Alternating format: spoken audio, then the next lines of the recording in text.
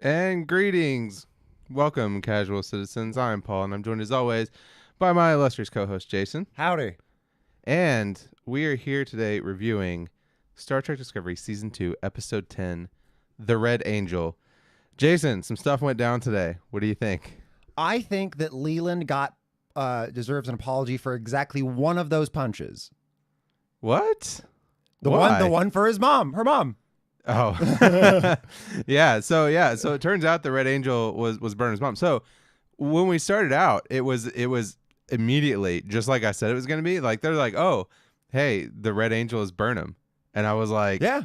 called it. Solid attack. Because I talked about this in the comments section last week that it pretty much had to be, right? Because I brought the point.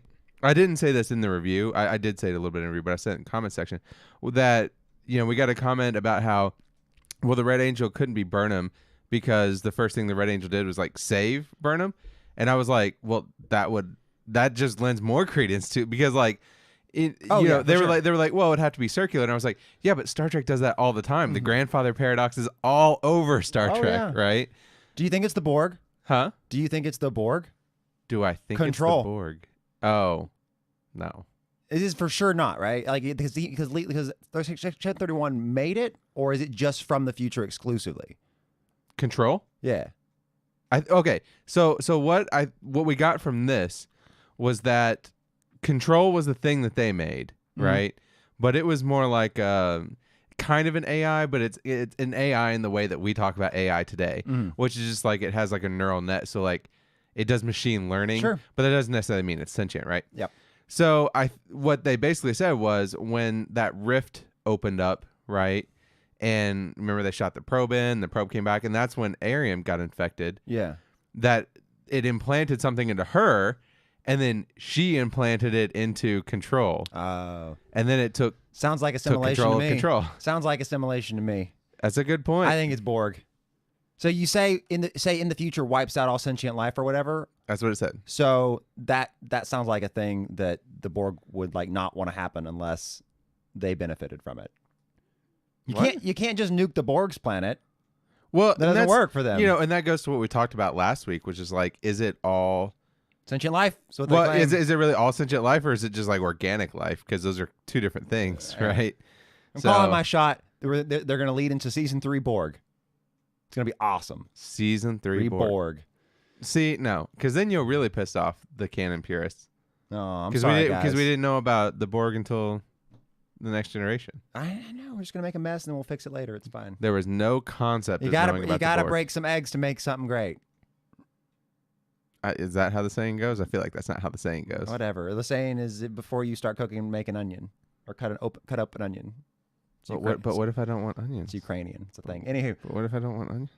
Okay, anyway.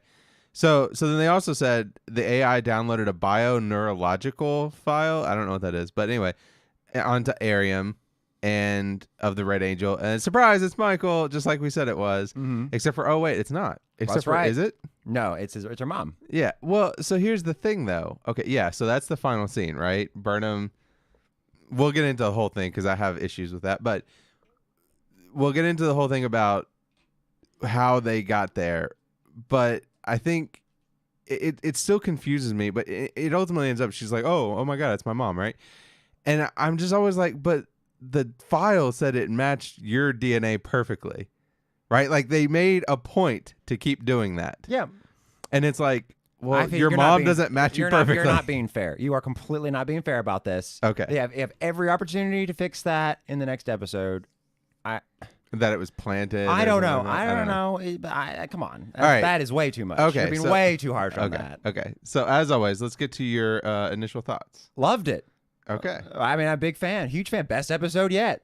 How about you? I agree. I think it was Excellent. a really good episode. I have problems with it from like not from a canon perspective or anything, but from like a storytelling perspective, which we'll get into. But overall, there's a lot that happened. A lot of information here. I think. Oh my God, I'm falling in love with Giorgio. I mean, her character is getting great. Spock was better this episode. He felt more like Spock. Mm-hmm. You can see his and Burnham's relationship changing. I like that.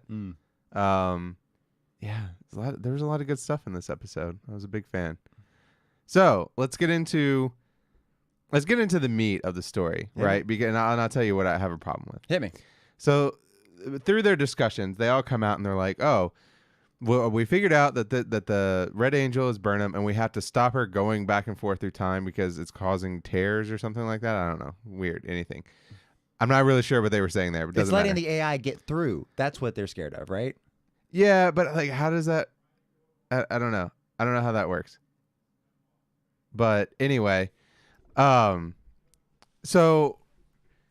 it's interesting that like, okay, so she's going back and forth through these tears and all that stuff, and then it's like, okay, I got you, and we have to stop her going back and forth through the tears. But they were like, well, the only way to make sure that we catch her, so we need to catch her and stop her going through these tears, right? And the only way to do that is to make her appear, and then they invent this machine that's gonna like hold her and like gonna capture her and all this stuff. And I'm like, all right, whatever.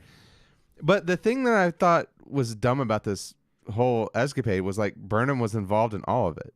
Mm-hmm.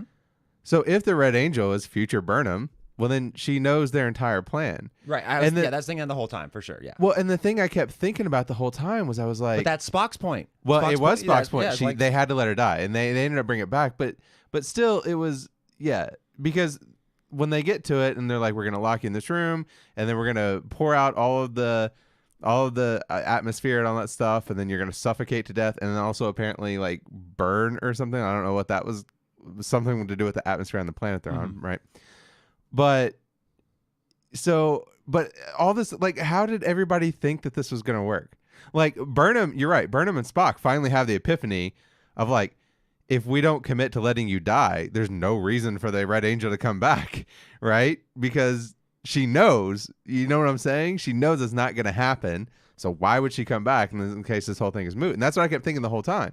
So it was great that they figured it out, but I was like, but it seems like that would have been time travel 101, right? Like if Pike and Saru and Stamets and all that weren't going to let her die, then they had to know that wasn't going to work. I know, but you wouldn't have liked it the other way if they had done. I promise. If you, I know it doesn't seem like that, but I claim that if they had done it in such a way as like the Pike and Tilly and everybody are just like, yeah, we just gonna let her die, and that's what we have to do.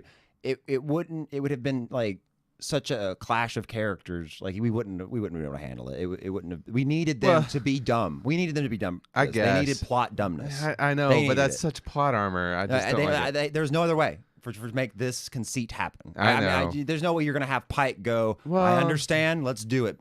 I know, but that just feels like an excuse for lazy story writing. It was a requirement of story writing, right? I mean, the only other way would you incapacitate everyone, which they did with Spock. Spock makes it so they can't get her out, So, yeah. I mean, I guess this is how we get Spock holding someone hostage or something like that. But anyway, so whatever. That was the story gripe that I had. The rest of it, though, there weren't nearly as many plot holes as there usually are in Discovery. I appreciated that. There's a lot of really cool scenes that I want to go through, so I just want to. Do you have anything else you want to cover first? Oh, the new, as they come to me, the new blonde lady is nice. Yeah, it's just kind of interesting. I didn't take notes. Introduced her, and I was like, what? I'm sorry, audience. I didn't take as many notes this time because I was busy like loading up on carbs. So for the gameplay, the 40 hours of gameplay we're about to do straight. Yes. By the way, watch our live stream. If you're watching this, we're gonna be streaming at midnight. We're gonna be streaming Sekiro with my friend Josh, nonstop, and my co-host Paul, and my little brother Jeremy. Yeah, it's gonna be so metal. It's gonna be nonstop. I'm so tired. Yeah, so we've been busy. I hope you've noticed the sound quality is a little bit better. Oh, it is. I didn't notice it. Yeah, it's way better. We changed rooms. I've got soundproofing up in the room. There's so much good stuff happening here. It's going to be a great stream. So go follow us over there on twitch.tv/casualnotion and watch us play Sekiro the whole time. I'll save the rest of the wrap up, or the rest of the Sure. What do I call it? I totally lost it now. Okay. Housekeeping. Yeah. I'll keep the rest of the housekeeping for later. Carry on. All right. So some scenes. First of all, let's get to one of my favorite scenes from a funny perspective, right? Which was the scene with Stamets and Giorgio, right? I mean, that scene was just great. So Giorgio starts basically hitting on Stamets, right? And he was like, hey, you know he's gay, right? I didn't really take it that way because moments Well- before she said, can you not take pleasure in a man being uncomfortable? Yeah, that's true. That's true. But I don't know. I mean, it was obviously very clear that they were hitting, that she was hitting on, or that she was insinuating something sexual about him, because Hugh picked up on it, right? Yeah. And then he's like, she's gay, or he's gay, right? And she's like, maybe in your universe, in my universe, he was pansexual. And then this great quote: "We had DEF CON level fun together." I was like, DEF CON level fun. Like That's pretty inventive. I've never heard that one before. So let's see another interesting scene. Oh, the Section 31 Leland. Oh, wow. Oh, And that so metal as I hell. felt I knew it was going to happen. I was like, because as soon as it went, like, he asked for a thing, it didn't happen like he expected, and Yep. then it did. I was like, oh, something's about to happen. So it's on screen right now, the aftermath of this. Oh, man. But it's gasping weekly. Sorry, we were taking screenshots with It works. subtitles on. It works. Yeah, gasping weekly works for him. But it totally gets a freaking needle straight to the eye. Mm-hmm. And so, I mean, they mentioned earlier that they destroyed the ship or whatever, and that all the Section 31 ships had run diagnostics and they didn't find any trace of Control. But clearly wrong. I really hope. I'll say this is the best Star Trek of all time if this happens. If we get to talk to Bold claim. If this happens, if we meet Control, Yep. right, as a character, the future AI, we get to talk to her, and Yep. Leland gets to talk to her, and he's like, what was that about? She goes, eye for an eye. Wait, did he take her eye? They blew up the space station. I don't know. They blew up the space. Oh, Yeah, okay. that she was housed in. Yeah. I think it'd be cool. Yeah. Touche. Also, as far as she's concerned, who knows what he did to it? It's the future. Yeah. Yeah. Okay, so I feel like we also have to address the big plot point that it turns out that Burnham's original parents were in Section 31. Of course, we already mentioned that, the Red Angel comes down and it's actually Burnham's mom. But the reason we find out about this is so Leland eventually tells Burnham that her parents were part of Section 31 and they built the Red Angel suit. Oh shit! I just thought of something. What? You know how I'm sorry. You know how we were talking about why does Burnham's mom in the thing whenever Burnham's neurological pattern was in it? Yeah. Well, all they said was they found the file. Yeah. What if that's like the file you're searching for, right? They go, find me wherever this person is. Yeah. If it's Oh. Burnham, the mom's looking for Burnham. Oh. It's her target. It's her Okay. space-time target is Burnham. So it doesn't have to be the person in the suit, Oh. right? We're engineers. Yeah. We can figure this stuff out. It's Yeah. great. Well, but here's the thing that they've opened up now, though, is if Burnham's mother is the Red Angel, well, then why is she, like, if she can travel through time, why didn't she travel through time and stop her own death? Right now, She's you've dead. broken the grandfather paradox. Wait, but she's not dead. Well, okay, but Burnham's mom, I guess theoretically died. I guess maybe that's when she got pulled into the Yeah, future. she escaped. And she can never No, come that was her only way out. Is she escaped into the thing? with the Red Angel Yeah, suit? for sure. Oh, no, that makes sense. Makes sense. That makes sense. That's a good point. Mm-hmm. I didn't think about that. Really? Oh yeah, for sure. I just figured. Oh, she never died, and she's been Oh. gone, but she traveled. She traveled through time or something. Yeah, I guess Burnham didn't technically see it. She was hiding at the time. And she'd heard it, but she never actually saw it. And have they mentioned before that they didn't find the bodies or anything like that? I don't recall. That's worth checking out. Hey, someone in the comments. Yeah, let us know in the comments if they mention that. Otherwise, yeah. So that was kind of a kick to the face, if I'm honest, to find out that your parents were Section 31. Because this whole time she's having a real conflict with Ash that he's in Section 31, and he keeps saying like, When she came after Tyler like that, I was thinking of that it was ages ago, and no one young's gonna remember this, but there was a Daily Show episode right whenever Chick-fil-A came out, got real popular about the anti-gay stuff. yeah, And there was some footage that Jon Stewart aired showing someone going through the drive-through and chewing out one of this teenage drive-through cashier, saying, "How can you work for these people?" Right?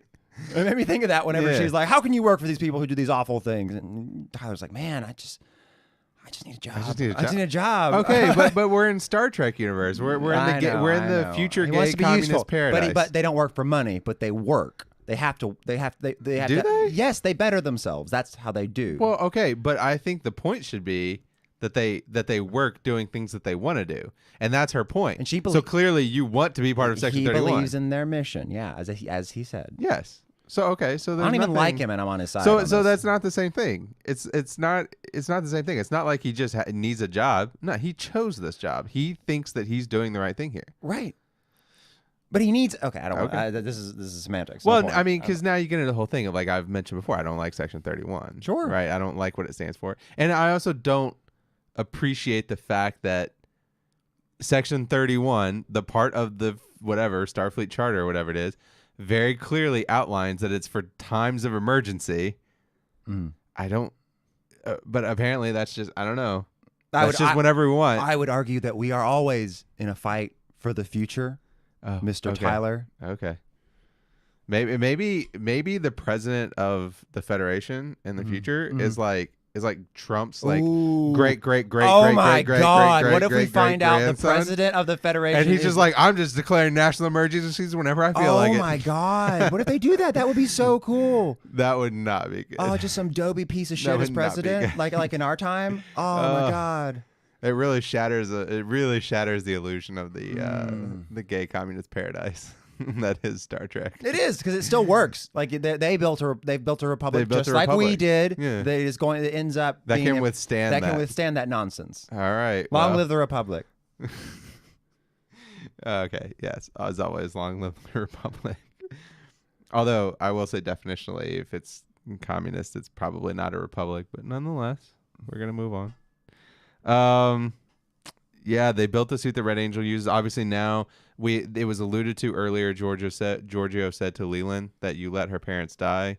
That comes back, which I don't know. I feel like it wasn't what I was hoping for, or it wasn't what I was expecting. I liked that it wasn't just he's a villain. I liked that. I liked that. I liked that it was hard. It was Yeah, I liked that there was depth to it, but I do feel like they built it up to be like, oh, like he's this guy who just murdered her parents. And then I guess what didn't work for me is he's just a guy, like he was like, I was young, I made mistakes, I took the time crystal, which by the way, can we just say, like time crystal, like could you? It's just such a stupid generic thing. I'm fine with it. Superman does it. I mean, whatever. but it's like, what are they gonna do? What are they gonna say about it? It works for you. I mean, they invented dilithium, they invented trilithium, they can invent all the things that they want. They could have done a beryllium spear. Right? Shout out to Galaxy Quest. We just watched it last night, so it was on the brain. But I don't know, just Time Crystal felt so generic sci-fi to me. I didn't like it. But nonetheless, he was like, oh, I stole the Time Crystal, and the Klingons tracked it down, and they tracked it down to your parents, and they killed them. And I'm really sorry. And I'm like, I don't know. I have a hard time being mad at you about that. Like, that was just for sure. an accident. For sure. They chose to be part of Section 31. I mean, okay, but imagine how upset you would be. You say I get that she's upset, but no. Imagine how upset you would be as a viewer, right? If you, as you suspected, as I did, that it was something awful, that he murdered them in cold blood, and then he's like, I murdered them in cold blood. Ha ha ha ha. Yeah. I mean, that would. It would be very two-dimensional. I mean, that would suck. It would be awful. It would be very two-dimensional. This way, it makes his character more interesting. We get a thing where Burnham gets to lash out, but it doesn't have to have super consequences. Because if he just cold cocked them, then she would just murder him, right? I mean, So. Yeah. Well, yeah. I guess. I don't know, but I mean, I guess what conflicts me about it is, I don't know. I kind of feel like then why is she? I don't feel like she has much room to be angry at him at all. You see what I'm saying?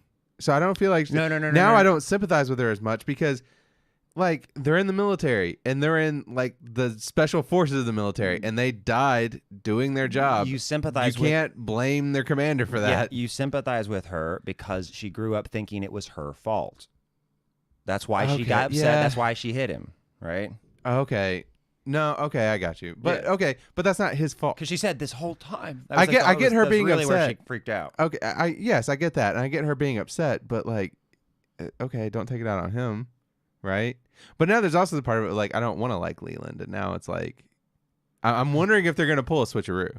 What do you mean? Like, oh, it turns out he actually did do something awful, Oh, well, I know he's and done he just something didn't awful. want to tell her. I'm sure he has. Well, I mean, but like to her Yeah, parents, related. right, Yeah, right. yeah. You know, and then he just didn't want to tell her, so he told her this story.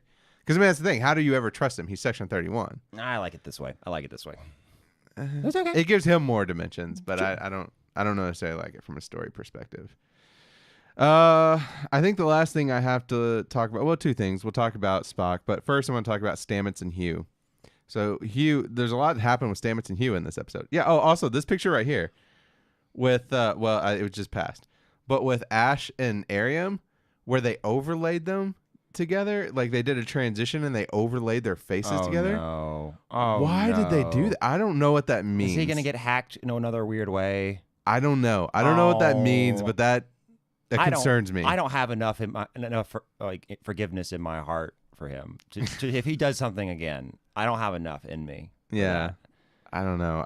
If that happens, I'm gonna come up with an awful nickname. That's how I'm gonna refer to him always. I don't know. Don't you already have?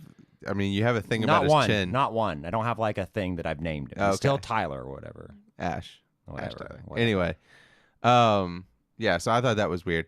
But okay, so getting back to Stamets and Hugh though, Hugh's going through this kind of, well, not kind of, literal existential crisis, right? Who is he? He says that he remembers being in love with Stamets, but it feels like a dream. But I want to focus on the thing that he said here, which was that he can't give Stamets what he needs. Like he literally said he can't give him, quote, what he needs. And this has been a concern of mine for a while. Right? You think I was right, don't you? I'm worried that you're right. Yeah. That he's going to turn out to be straight. That's a super interesting It thought is- experiment. okay, That's what Star Trek's is. for. Don't SJW too hard on this, man. Well, I'm going to because you have to. Because you have to. No, because Star Trek has always got it is a particular thing with Star Trek that it before Discovery never included an on-air homosexual relationship. Mm-hmm. Discovery was the first one to do it, right? And they did an excellent job in the whole season. But where they haven't. kissed But and they they brushed haven't. their teeth together. But they haven't because the first season they killed off Hugh, and that immediately pulled out the bury your gays trope. No, it killed them at the end. But for most of it, they were like a happy couple. He died like in episode 9 or 10. Okay, He died almost halfway through. fair enough. But anyway, we saw a lot of scenes where they were a happy couple. It wasn't weird. Yes, It was got you. totally great. I got you. I mean, and then they killed him. I'm sorry. Like that's a trope. It's the bury your gays trope. It's the whole thing. And they did so they take their first homosexual couple and all the lineage of Star Trek. They do a bury your gays trope, and then for them to turn around and bring him back. Okay, that's fine. They needed to bring him back, but then to turn around and then make him straight would just be like, it would just be such a slap in the face. to people who die and come back to life and turn out to not be gay anymore. No, to the know. LGBTQ community who have been asking for this kind of representation, this on-screen relationship for a long time. And you're right, it was a really good one. Mm-hmm. So to destroy it twice in 2 seasons is really, I think, it's just too much. I just think that you can't do that. So when is it okay to do this thought experiment? What thought experiment? The thought experiment about what if like you die and they make your body just a slightly different, and then now you're not gay. What happens? And you're already married. What I mean, happens they then? could have had another character. Well, and they did that, by the way, to be fair, in Deep Space Nine with Dax. It was kind of the same thing, right? Where the Trill died. No, it's not the same thing. You just have access to their memories. You're not the same person. The Dax. Well, that's not Hughes. It's not the same body. They've been very clear that it's not. I know, but it is the same. He. Oh well, okay, yeah, he has. Okay, fair enough. I guess your point. He has all the memories, just like the symbiote. I guess that's true. Yeah. Yeah. I mean, that's the whole point. He keeps talking about like, oh, I remember it as if it's a dream, but I don't feel like I lived it. But he doesn't have his own identity. All he can reference is the other identity. Whereas with the Trills, like they already started off as someone else, so they're still themselves. They just access to more memory. This person was just raw and just has access. So it's just yeah, because it's not a symbiotic thing. I get your point, but I still think, I don't know. I just hope they don't do it. I hope they do. I think that'd be awesome. Even to get the SJW hat off, which I never take my SJW hat off, but even if I'm going to, I still think I like their relationship. I liked the relationship they had in season 1, and I don't want to see that go away just to do some thought experiment about like, oh, what if you came back straight? No thanks. Okay. Give me Hugh and Stamets together again. I ship them hard. Mm-hmm. Oh, and then I think that's it, actually. Oh, I was just gonna say, Saru. He's turning into he's decidedly more aggressive. I like him. He's turning into kind of a badass. I want him to pick up Leland like you pick up a cat. By the back of the neck fur. Yeah, that'd be so cool. What button? What button you press? Yeah, you pressed that button, didn't you? Yeah. Yeah. Oh, it was really sweet. It was really sweet whenever Giorgio said goodbye to Burnham. That was cute. Yes. Well, and I think I really didn't like her at first too. I know, but she's Emperor really Giorgio. good. Yeah. Man. Yeah, I liked it. I liked Prime Giorgio, but yeah, I didn't like Empress Giorgio either. But she's getting a lot better as the season goes on. I'm all the way there now. I'm all the way there. She's gonna get her own show. Supposedly, it's gonna start after season 3. Good for her. So we'll probably do the reviews of that too. So watch them here on YouTube.com. Casual Notion. I also say Spock and Burnham. I think they had a good moment there, where she was punching that dummy or whatever, and he came in and he insulted her in that dry Vulcan way. But then he's also like, it would have given me satisfaction to see you hit him. I know, and here's the thing: we could have had both worlds, though. Here's the thing: there's no reason they couldn't have just done it as a fight. He walks in she says, "You walk in this ring, I'm gonna punch you," and then they have a little sparring match, and then but Spock just says everything just as he said it in this scene, completely in between moves and stuff. Yeah, and then when he finally says the nice thing at the end of his little speech, she stops. It would have been a visually interesting I would like that way to go, but it'd been more expensive. Anyway, it wouldn't have been that much more expensive, but choreography. I mean, pay them their hours to train to do it. They're trying to save that budget apparently for the end. Also, just to look ahead, we're gonna get Cleons, and that stupid ass Bird of Prey is back. Oh, I noticed that. I forgot you hate it. Yeah, it's fair. Not excited about that, but whatever. I don't know. Maybe we'll get both. Ooh. Right, so maybe this will be like, oh look, there's a transition. They still got these old ones and these other ones. Mm-hmm. Oh, okay, whatever. Anyway, I kind of hope they do something like that. If we just see a fleet of those Bird of Preys and nothing else, and none of the Cleon style ships that we see, because also I noticed it looked like the Cleons didn't have hair again, and I'm like, what's happening there? In the future, they're at war. Maybe they come from a different time. Yeah, in the future they're at war. Yeah, with the AI probably. Well, okay, but we know in the future they don't shave their heads when they're at war, because we know that from Deep Space Nine. Right. Oh, right. Good point. So that doesn't really work out. They said it was a cultural change that happened. Yeah, I think that's all I got. Do you have anything else? No, I'm good. I recommend. I definitely recommend. I mean, if you're gonna watch season 2, you have to watch it. It's such an important episode from a plot perspective, right? Yeah, I'm excited to see what happens. I'm excited to see what they do with Burnham's mom as the Red Angel. So we will be here to review that next week. I'm pretty sure it comes on next week. If it doesn't come on, we'll be here whenever the next episode is. Approximately 9 p.m. here on youtube.com, Casual Notion. Follow us on our social media, twitter.com/Casual Notion, instagram.com/Casual Notion, and facebook.com/Casual Notion. And yeah, we're going to be streaming Sekiro starting at midnight tonight. We're going to stream it all the way through. Jason's going to be playing. He's really excited about it. He says he's going to go all the way until it's done. I have my doubts, but we'll see. Jason doesn't have any doubts. I have no doubts about this. Come join us.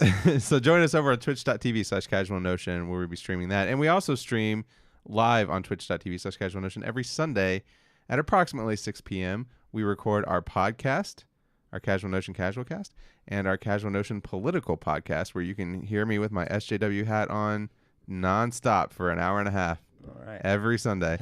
And then you can get that podcast on youtube.com Casual Notion, or over on podcast services like Apple iTunes, Google Play, and Pocket Casts. And leave a comment if you would like that somewhere else.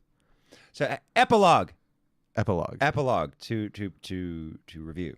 Oh, okay. I think we should go through the samurai route on the skill tree. Oh, is this supposed to be in the YouTube video about Star Trek review? It's epilogue. It doesn't matter. Leave if you don't like Sekiro. It's fine.